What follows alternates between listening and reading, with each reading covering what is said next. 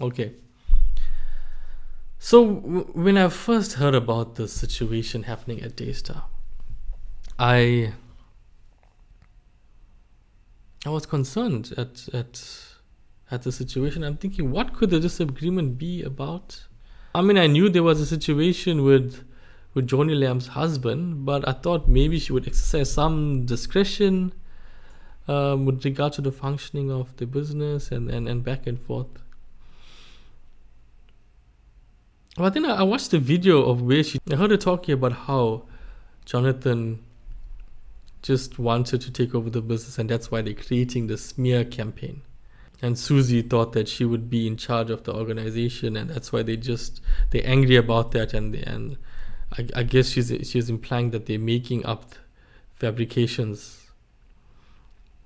That was the video I initially watched, and so I'm thinking, wow, she's really gone all in to throw her son under the bus. Is there any legitimacy to what she's saying? I'm thinking, like, she couldn't be so, what is the word? She couldn't be so blatant to throw your son, your blood son, under the bus over a man that you married in adultery. I'm thinking, like, really, you're gonna go all in, with no fear.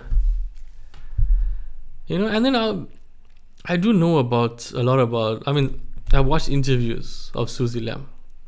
I watched the interviews, and the way she spoke reminded me of how God speaks to me and how God spoke to me over the years. So I recognized, like, how she would describe how God taught her certain things, how God would explain to her certain things, which is why this woman, she can hear the voice of God, which is a good thing. So after Johnny Lam came out with this very, very, how can I say, volatile, after Johnny Lam came out with her statements, I'm thinking, okay, was I wrong?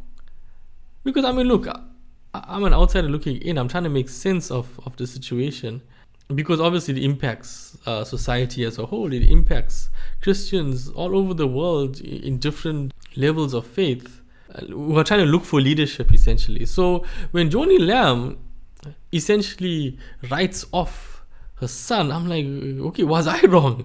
Is this another situation like Meghan Markle and Prince Harry, where you have someone who wants to be a social climber? I'm like, but I don't understand.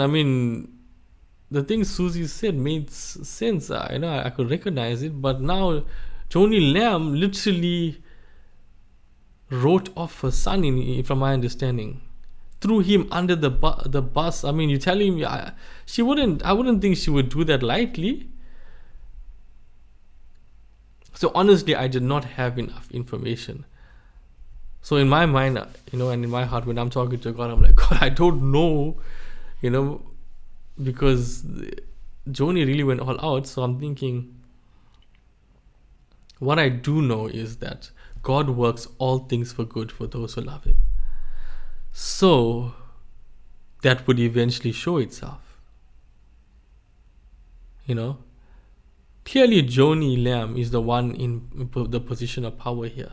She's the one with all the connections. She's the one with the influence in that entire sphere of Christian networks and pastors and the media. And now Jonathan and Susie Lam, as you heard, being fired, they really have no legs to stand on right now. So the clear position of worldly power is with Johnny Lam right now. So I'm thinking, okay, and she did this to her son, and I'm like, okay, how is this gonna work out? And then when this audio came out regarding the actual conversations that happened, Jonathan and Susie's character is very clear on the side of God. Very respectful, very submissive to the correct authorities. Authority within their responsibility, regarding their responsibilities, and also not bowing down to an abuse of authority, where you have somebody asking them to break kingdom laws. But Johnny Lam and Jimmy Evans went all out